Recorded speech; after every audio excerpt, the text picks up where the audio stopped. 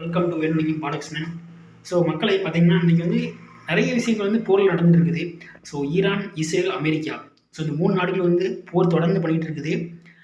பார்த்தீங்கன்னா இதில் என்னென்ன விஷயங்கள் நடந்துருக்குன்னு பார்த்தீங்கன்னா, ஸோ ஈரான் வந்து இஸ்ரேல் மேலே தாக்குது, இஸ்ரேல் வந்து ஈரான் மேலே தாக்குது, அப்புறம் அமெரிக்காவும் வந்து ஈரான் மேலே தாக்குது. ஸோ இதில் வந்து பார்த்தீங்கன்னா வந்து அமெரிக்கா வந்து பயங்கரமாக அடி வாங்கி இருக்குது. ஆனால் அதை அவங்க வந்து ஒத்துக்கிற மாட்டேங்காங்க.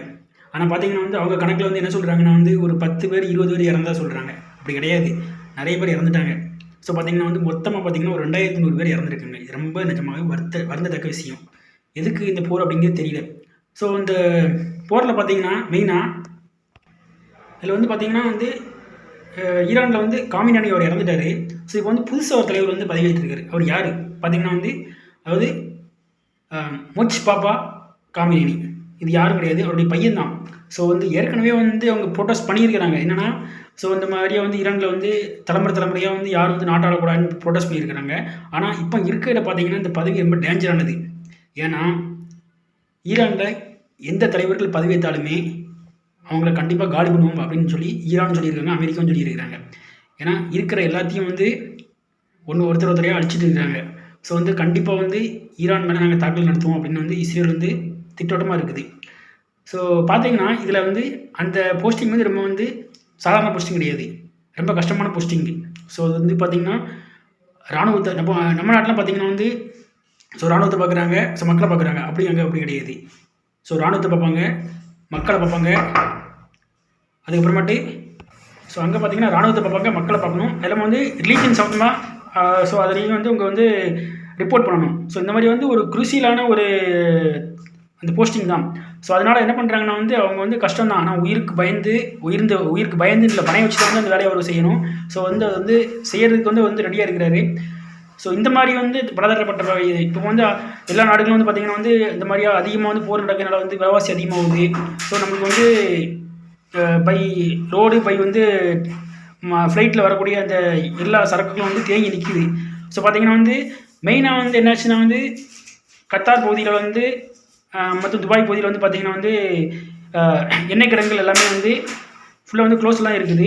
அதெல்லாம் பார்த்திங்கன்னா ஈரானில் வந்து மெயினாக வந்து என்ன இது கிடைக்குன்னு பார்த்திங்கன்னா வந்து எண்ணெய் வளங்கள் தான் அதிகமாக கிடைக்குது. ஸோ இதனால் பார்த்திங்கன்னா வந்து சிலிண்டர் விலை கூட வந்து இப்போ வந்து அதிகமாக வந்து ஏறப்போகுது அப்படின்னு சொல்கிறாங்க. ஏன்னா எல்லாமே டிமாண்டில் இருக்குது, தட்டுப்பாட்டில் இருக்குது. அதுக்கப்புறம் பார்த்திங்கன்னா வந்து இதில் முக்கியமான ஒரு இது வந்து ரஷ்யா வந்து அதாவது ஈரானுக்கு வந்து சப்போர்ட் பண்ணுது. ஏன்னா அது வந்து மறைமுகமாக சப்போர்ட் பண்ணுது. சைனா வந்து என்ன பண்ணியிருக்காங்கன்னா மறைமுகமாக சப்போர்ட் பண்ணியிருக்கிறாங்க. ஆனால் ரஷ்யா வந்து நான் வந்து சப்போர்ட் பண்ணுறதாவே சொல்லியிருக்கிறாங்க.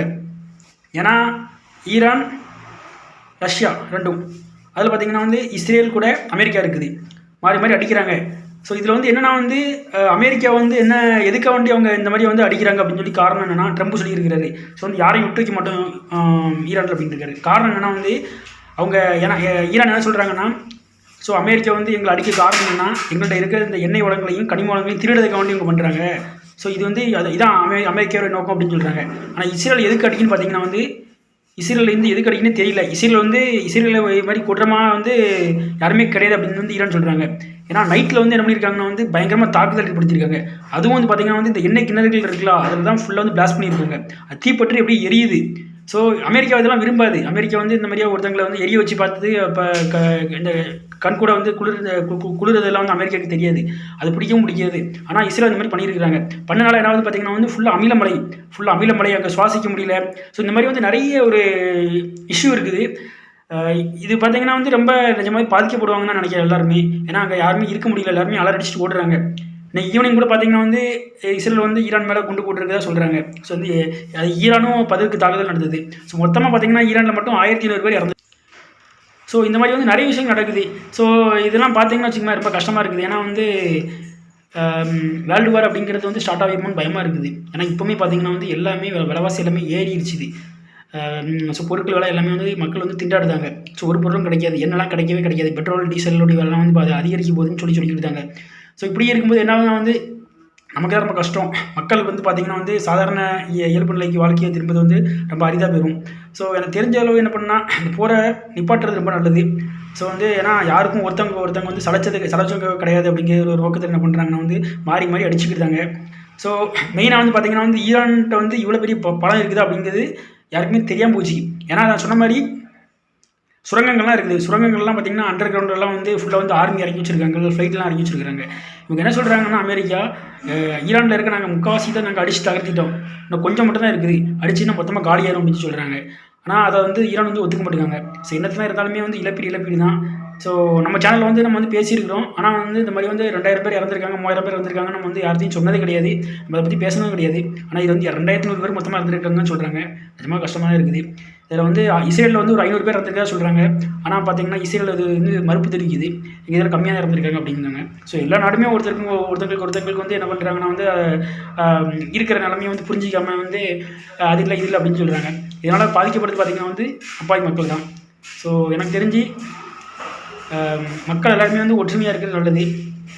ஸோ எதுக்கு வண்டி இந்த வார் அப்படிங்கிறது தெரியல.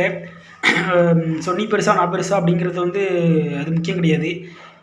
ஏன்னா இந்தியா பார்த்திங்கன்னா வந்து நடுநிலைமையாக தான் இருக்குது. இந்தியா வந்து கண்டிப்பாக போரில் வந்து எப்போவுமே வந்து தலையிடாது. ஏன்னா வந்து நியூட்ரலாக இருக்குது.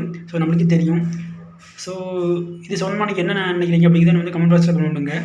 இதே போல் மற்றொரு வீடியோ வந்து உங்களை வந்து சந்திக்கிறேன். அதுவரை உங்களை வந்து உங்கள் நண்பன் வெளியே பாலசன். தேங்க்யூ. Hats off.